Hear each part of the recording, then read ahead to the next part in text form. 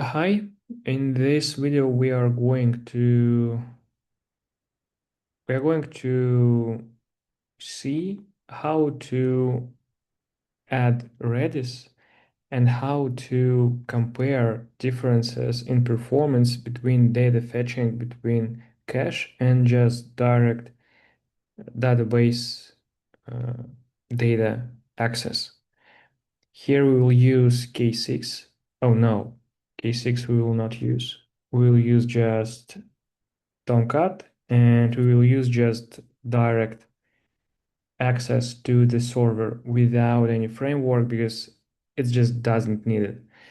We have to only uh, try to check performance with one request. So we will use Tomcat with Java and Spring application. We will use Redis and we will use MySQL as a database. Let's go deeper.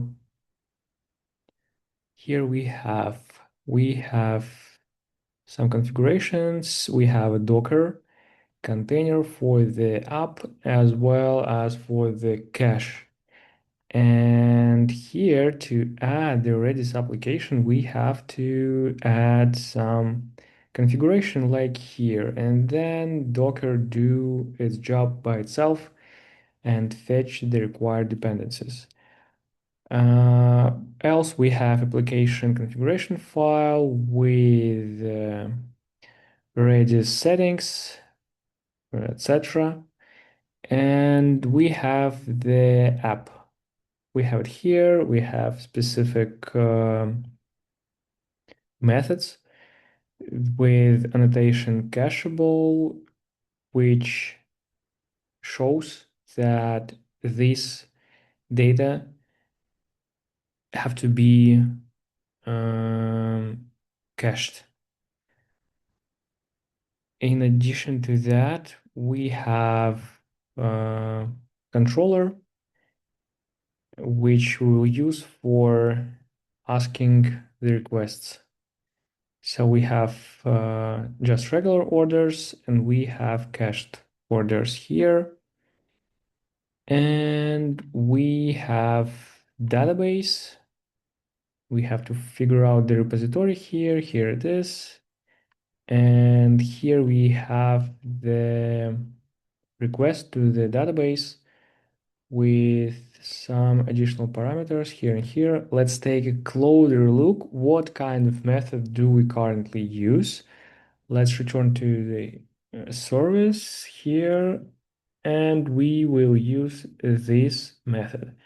I use specific parameter sleep here just to make some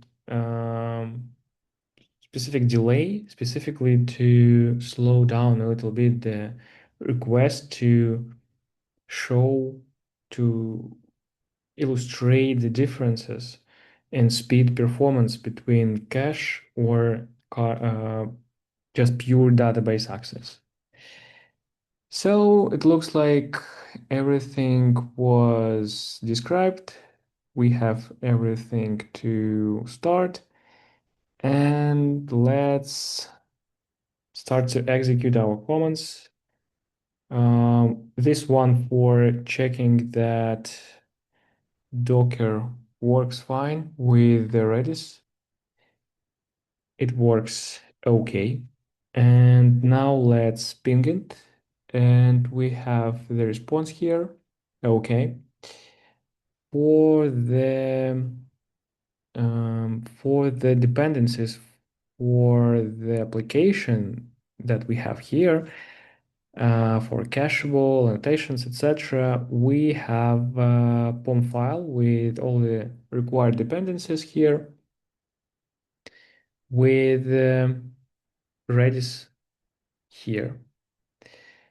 Okay. And here, yeah, so to these dependencies. Now, application configuration here, we have everything here, yeah, Redis, etc. All the required data was described. Then we have to take a look the path that we will have here. Yeah, controller. Then we will go to the service here, and then we'll go to the repository here. Okay, we have the path, and now let's try to execute the request, but before it, let's clean the cache. Okay, cache is cleaned. Now let's check the size of the cache. It's empty. Okay, everything is okay. And now let's call this method. So we see response 200, and the time that was needed for this request 3.7 or 3.8 seconds to fetch the data. And now let's check the data in the cache. Yes, there's one value in the cache. And now let's execute the same request again. And we will have huge gap in the performance increasing. Yeah, it's 0.003 seconds. And now we can use calculator to illustrate the exact multiplier of the speed that we have. Divide by actual the last result and the last result here. So the performance was increased in 1250 times faster than it was without the cache. So that's all. Thank you for your time, your attention, and have a great time. Bye.